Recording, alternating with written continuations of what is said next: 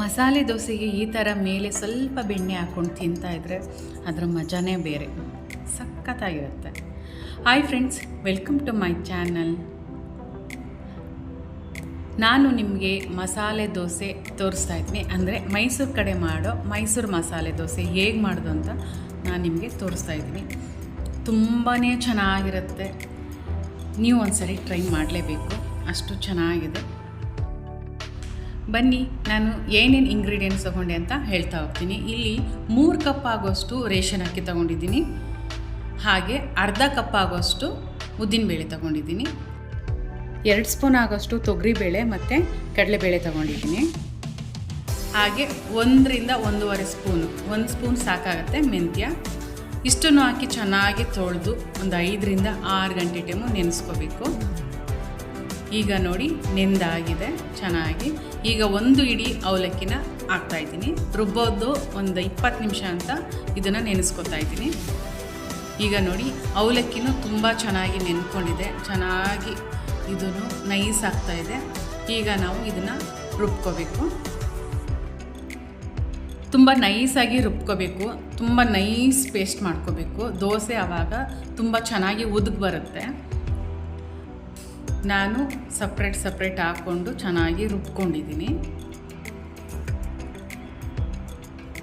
ರುಬ್ಬಿದಾದ ನಂತರ ಚೆನ್ನಾಗಿ ಕಲಿಸ್ಕೋಬೇಕು. ನೀರು ಜಾಸ್ತಿ ಹಾಕೋಕ್ಕೆ ಹೋಗಬೇಡಿ, ಚೆನ್ನಾಗಿ ಕಲಿಸ್ಕೊಳ್ಳಿ. ನಾವು ಏನು ರುಬ್ಬಕ್ಕೆ ಹಾಕ್ಕೊಂಡಿದ್ವಿ ನೀರು ಅದಷ್ಟೇ ಇರಬೇಕು, ತುಂಬ ತೆಳು ಮಾಡ್ಕೋಬಾರ್ದು ಮೈಸೂರು ಮಸಾಲೆ ದೋಸೆಗೆ.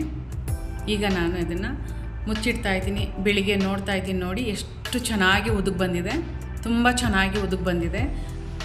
ಚಳಿಗಾಲದಲ್ಲಿ ದೋಸೆ ಇಟ್ಟು ಚೆನ್ನಾಗಿ ಉದುಗ್ ಬರಲ್ಲ, ಅಂದರೆ ಸ್ವಲ್ಪ ಕಮ್ಮಿನೇ ಇರುತ್ತೆ. ಅದಕ್ಕೆ ಒಂದು ಟಿಪ್ ಹೇಳ್ತಾ ಇದ್ದೀನಿ. ನೀವು ಮಿಕ್ಸಿ ಜಾರಲ್ಲಿ ಚೆನ್ನಾಗಿ ಮಿಕ್ಸಿನಲ್ಲಿ ರುಬ್ಕೊಂಡಾದಮೇಲೆ ಈ ಥರ ಬೌಲ್ಗೆ ಕಲಸಿಟ್ಕೊಂಡಿರ್ತೀರಲ್ಲ, ಈ ಪಾತ್ರೆನ ಮಿಕ್ಸಿ ಮೇಲೆ ಇಟ್ಬಿಡಿ. ಆ ಬಿಸಿ ಹಾಗೆ ತಾಕುತ್ತೆ, ಬೇಗ ಉದುಗ್ ಬರುತ್ತೆ. ಬಿಸಿ ಇರಬೇಕು, ನೆಲದ ಮೇಲೆ ಇಡೋಕೆ ಹೋಗ್ಬಿಡಿ, ಬಿಸಿ ಬರಲ್ಲ. ಈಗ ನಾನು ರುಚಿಗೆ ತಕ್ಕಷ್ಟು ಉಪ್ಪು ಮತ್ತು ಸಕ್ಕರೆ ಹಾಕ್ತಾಯಿದ್ದೀನಿ. ಸಕ್ಕರೆ ಹಾಕೋದ್ರಿಂದ ಕಲರು ತುಂಬ ಚೆನ್ನಾಗಿ ಬರುತ್ತೆ. ಈಗ ಕೆಂಪು ಚಟ್ನಿ ಮಾಡೋಕ್ಕೆ ನಾನು 7 ರಿಂದ 8 ಬ್ಯಾಡಗಿ ಮೆಣಸಿನ್ಕಾಯಿ, ಖಾರಕ್ಕೆ 3 ಒಣಮೆಣಸಿನ್ಕಾಯಿ, 1 ಈರುಳ್ಳಿ, 5 ರಿಂದ 6 ಬೆಳ್ಳುಳ್ಳಿ ಹೆಸರು, ಇಷ್ಟನ್ನು ಚೆನ್ನಾಗಿ ನೆನೆಸ್ಕೊತೀನಿ. ಈಗ ಚಟ್ನಿ ಮಾಡೋಕ್ಕೆ ರೆಡಿ ಮಾಡ್ಕೊತಾ ಇದ್ದೀನಿ. ಅರ್ಧ ಬೌಲ್ ಆಗೋಷ್ಟು ಹುರ್ಗಡ್ಲೆ, 1 ಬೌಲ್ ಆಗೋಷ್ಟು ತೆಂಗಿನಕಾಯಿ ತುರಿ, ರುಚಿಗೆ ತಕ್ಕಷ್ಟು ಉಪ್ಪು, ಮೆಣಸಿನ್ಕಾಯಿ, 1 ತುಂಡು ಶುಂಠಿ, ಕೊತ್ತಂಬರಿ ಸೊಪ್ಪು, ಇಷ್ಟು ಹಾಕಿ ಚಟ್ನಿ ಮಾಡಿ ತಗೋತಾ ಇದ್ದೀನಿ. ನೀವು ಬೇಕಾದರೆ ಹುಣಸೆನ್ನ ಸೇರಿಸ್ಕೋಬೋದು. ಇದಕ್ಕೆ ನಾನು ಸ್ವಲ್ಪ ಒಗ್ಗರಣೆ ಹಾಕ್ಕೊಂಡಿದ್ದೀನಿ. ಒಗ್ಗರಣೆ ಹಾಕ್ಕೊಂಡ್ರೆ ಟೇಸ್ಟ್ ತುಂಬ ಚೆನ್ನಾಗಿರುತ್ತೆ ಅಂತ. ಈಗ ಮೆಣಸಿನ್ಕಾಯಿ ಚೆನ್ನಾಗಿ ನೆಂದಿದೆ. ಈಗ ಖಾರಕ್ಕೆ ರುಬ್ಕೊಳ್ಳೋಣ. ಇದಿಷ್ಟನ್ನು ಸೇರಿಸ್ಕೊಂಡು ಸ್ವಲ್ಪ ಜೀರಿಗೆ, ಸ್ವಲ್ಪ ಉಪ್ಪು, ರುಚಿಗೆ ತಕ್ಕಷ್ಟು ಫೈನ್ ಪೇಸ್ಟ್ ಮಾಡ್ಕೋಬೇಕು ಇದನ್ನು. ಈಗ ನಾನು ಆಲೂಗೆಡ್ಡೆ ಪಲ್ಯ ಮಾಡ್ಕೊತಾ ಇದ್ದೀನಿ.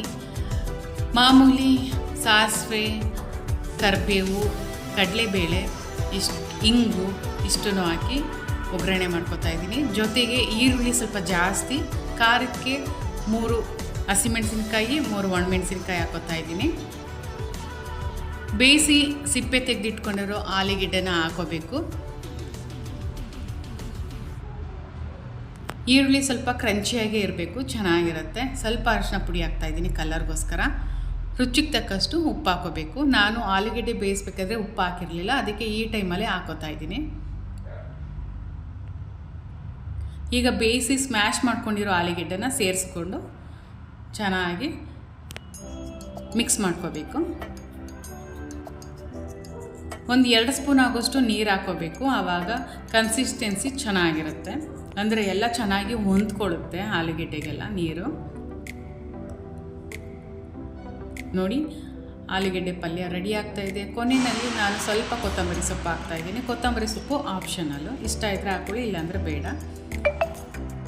ಈಗ ನಾನು ತವಾ ಇಟ್ಕೊಂಡಿದ್ದೀನಿ. ಚೆನ್ನಾಗಿ ಕಾದ ಮೇಲೆ ನಾನು ಈ ಥರ ತೆಳುವಾಗಿ ದೋಸೆನ ಹರಡ್ಕೊತಾ ಇದ್ದೀನಿ. ನೀವು ಅಷ್ಟೇ ನೀಟಾಗಿ ಎಳ್ಕೋಬೇಕು. ದೋಸೆ ಸಂಪೂರ್ಣ ಗಟ್ಟಿ ಇದ್ದರೆ ಚೆನ್ನಾಗಿ ಎಳ್ಕೊಬೋದು, ಸ್ವಲ್ಪ ತೆಳು ಮಾಡಿದ್ರೆ ಎಳೆಯೋಕ್ಕಾಗಲ್ಲ. ಈಗ ನಾನು ಕೆಂಪು ಚಟ್ನಿನ ಮೇಲ್ಗಡೆ ಎಲ್ಲ ಸ್ಪ್ರೆಡ್ ಮಾಡ್ತಾಯಿದ್ದೀನಿ, ಮಧ್ಯದಲ್ಲಿ ಸ್ವಲ್ಪ ಬಿಟ್ಟಿದ್ದೀನಿ. ಅಲ್ಲಿಗೆ ನಾನು ಆಲೂಗೆಡ್ಡೆ ಪಲ್ಯ ಹಾಕೋತಾ ಇದ್ದೀನಿ. ತುಂಬ ಚೆನ್ನಾಗಿ ಬರುತ್ತೆ. ಫ್ಲೇವರ್ ಅಂತೂ ಆ ಮೆಣಸಿನ್ಕಾಯಿ ಚಟ್ನಿ, ಕೆಂಪು ಚಟ್ನಿ ತುಂಬ ಒಳ್ಳೆ ಫ್ಲೇವರ್ ಕೊಡುತ್ತೆ. ನೀವು ದೋಸೆ ಸಂಪಣ ಗಟ್ಟಿ ಇರೋದ್ರಿಂದ ಎಷ್ಟು ಬೇಕಾದರೂ ಹೇಳ್ಕೊಬೋದು, ಎಷ್ಟು ತಿಳಿಬೇಕಾದರೂ ಹೇಳ್ಕೊಬೋದು. ತುಂಬಾ ಚೆನ್ನಾಗಿ ಬರುತ್ತೆ. ನಾನು ಹೇಳ್ಕೊಟ್ಟಿರೋ ವಿಧಾನದಲ್ಲೇ ನೀವು ಅನುಸರಿಸಿ ತುಂಬ ಚೆನ್ನಾಗಿರೋ ಮೈಸೂರು ಮಸಾಲೆ ದೋಸೆನ ನೀವು ಸವಿಬೋದು.